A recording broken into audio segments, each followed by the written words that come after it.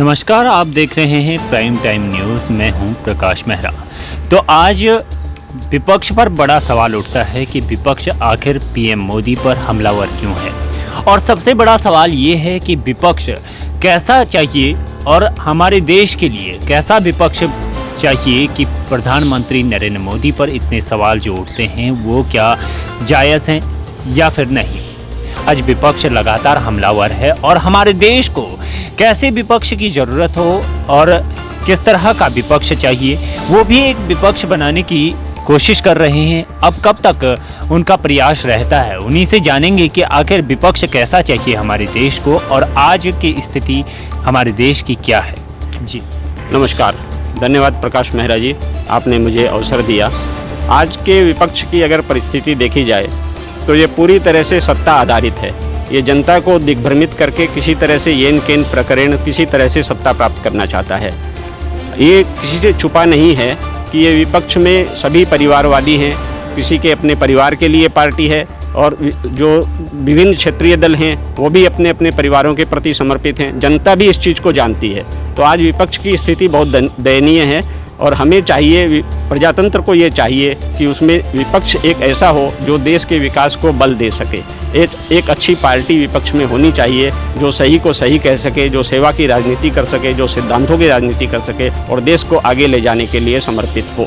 और हम ऐसा विपक्ष चाहते हैं जो सत्ता पक्ष को और भी ज़्यादा कार्य करने के लिए मजबूर करे ताकि देश का और भी तीव्र गति से विकास हो। आज जो विपक्ष है वो देश के विकास को रोकने के लिए सत्ता पक्ष को काम नहीं करने देने की राजनीति करता है और ताकि वो ये कह सके कि सत्ता पक्ष काम नहीं कर पा रहा है और वो सत्ता में आ सके। उसकी प्राथमिकता है कि उसके परिवार का विकास हो, उसके मित्रजनों का विकास हो, उसके जो क्लोज सर्किल हैं उसका विकास हो। वो आम जनता के प्रति बिल्कुल भी समर्पित नहीं है। जबकि हम ये चाहते हैं कि एक अच्छा विपक्ष हो जिससे देश का विकास हो, जिससे कि हम जिस तरह की राजनीति लेकर आ रहे हैं, जो हमारे कैंडिडेट होंगे वो बिल्कुल राजनीतिक विरासत वाले कैंडिडेट नहीं होंगे और वो बिल्कुल धन के प्रभाव वाले कैंडिडेट नहीं होंगे। जनता की सशक्तिकरण की आपने बात की तो कहीं ना कहीं ऐसा नहीं लगता है कि आम आदमी पार्टी के केजरीवाल जी ऐसी ही बात किया करते थे जब उनकी गवर्नमेंट आई, जब वो कहा करते थे कि हम 2-4 कमरे से ज़्यादा मुझे कुछ नहीं चाहिए, यही शब्द याद आते हैं और इसी पर सवाल उठता है कि क्या आप भी ऐसा ही विपक्ष बनाएंगे। केजरीवाल किस तरह से सत्ता में आए? केजरीवाल अन्ना हजारे के आंदोलन के बाद सत्ता में आए। केजरीवाल अन्ना हजारे के आंदोलन को सीढ़ी बना करके सत्ता में आए। उनके इरादे शुरू से ही सही नहीं थे। जबकि हम जिस तरह से राजनीति में आ रहे हैं, हम पॉलिटिकल पार्टी बना करके सीधे राजनीति में उतर रहे हैं। हम किसी भी चीज़ को कोई भी सीढ़ी बना करके या किसी गलत उद्देश्य के साथ हम नहीं आ रहे हैं। हम जनता के सशक्तिकरण की राजनीति करेंगे। हम जनता को जागरूक करके उसका समर्थन लेने की राजनीति करेंगे और हम कभी भी सत्ता में आने की राजनीति नहीं करेंगे। सत्ता हमेशा हमारे लिए बाय प्रोडक्ट होगी। हमारे लिए सत्य, सेवा और सिद्धांत ही हमेशा आगे रहेंगे।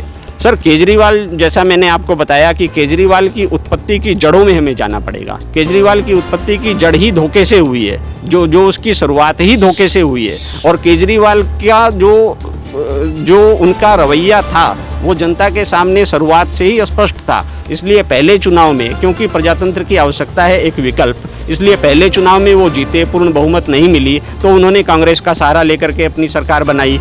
और जब उनको समझ में आया कि सत्ता में किस तरह से रहा जाए, इसके लिए उन्होंने अपना एक फॉर्मूला ईजाद किया और वो फ्री की राजनीति करने लगे और फ्री के द्वारा वो जनता को खुरचन खिला रहे हैं जबकि ऊपर की मलाई खुद खा रहे हैं। केजरीवाल की राजनीति सिर्फ सत्ता में रहने की राजनीति है। केजरीवाल की राजनीति देश की सेवा करने की या जनता को सक्षम बनाने की राजनीति नहीं है। इसलिए केजरीवाल और हमारे में लाख दर्जे का अंतर होगा और केजरीवाल से हमारी कोई तुलना नहीं होगी। हमारी तुलना हम चाहते हैं सिर्फ और सिर्फ एक ही चीज़ से हो, वो है देश सेवा की हमारी भावना के साथ। हर एक पार्टी देश हित के लिए काम करने की बात करती है पर जनता को सड़कों पर घूमना पड़ता है और आज भी वही हाल है, जनता को सड़कों पर ही घूमना पड़ता है।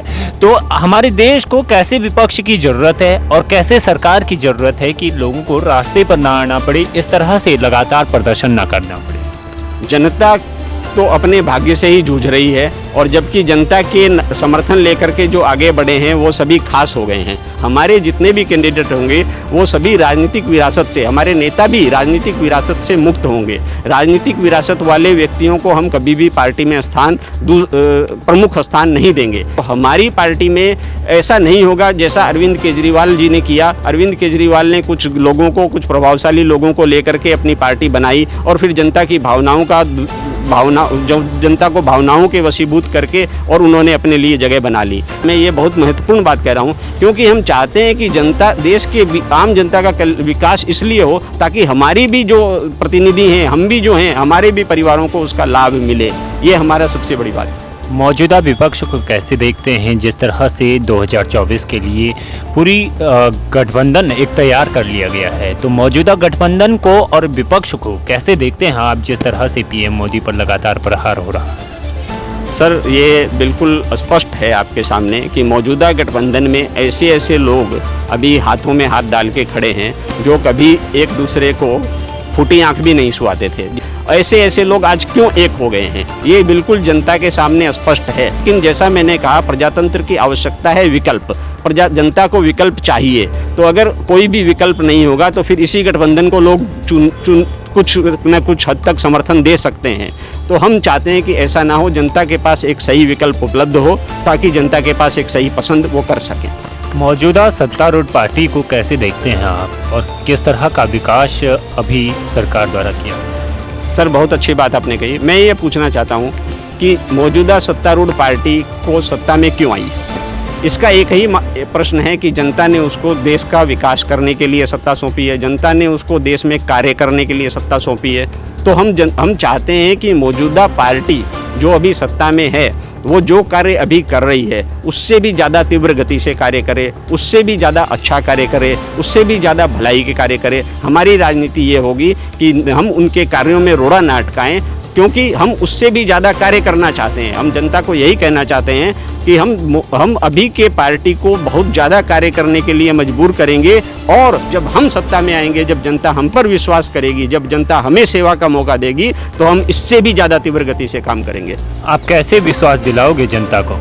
जिस तरह से केजरीवाल ने इतने घोटाले किए, तो आप कैसे विश्वास दिलाओगे जनता को कि हम एक जनता के लिए काम करेंगे? मैं कहना चाहता हूं कि जनता को विश्वास हम हृदय चीर के, जिस तरह से हनुमान जी ने हृदय चीर करके अपने अंदर राम और सीता की फ़ोटो दिखाई थी, वैसा शायद हम ना कर सकें, क्योंकि हम हनुमान नहीं हैं। हम तो 24 घंटे जनता के बीच में रहने वाले हैं। फिर ये प्रश्न आएगा कि केजरीवाल ने भी यही कहा था, लेकिन ये हमारी बातों से सिद्ध नहीं होगी, ये हमारी बात हमारे कार्यों से सिद्ध होगी, जो आने वाला समय सिद्ध कर देगा।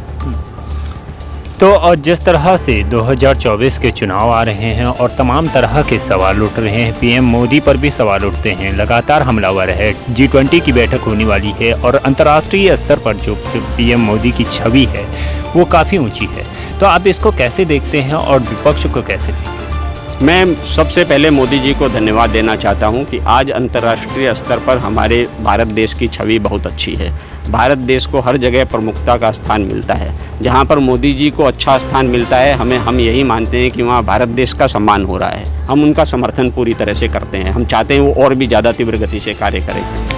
तो लगातार सवाल उठता है कि हमें एक देश के लिए एक मजबूत विपक्ष चाहिए, और जिस तरह से संजय समर्थ जी ने बताया कि हमें देश के लिए कैसा विपक्ष चाहिए, और सरकार के जो विकास है, जो वादे हैं, वो उन्होंने किस तरह से पूरे किए। हम जिस तरह से आम आदमी पार्टी की बात करें या फिर कांग्रेस की बात करें, इससे पहले भी कई विपक्ष रहे, तो उन्होंने कई सारे सवाल उठाए, जिस तरह का विपक्ष वो बनाना चाहते हैं, अपनी बातें रखी कि किस तरह का विपक्ष हमारे देश के लिए चाहिए।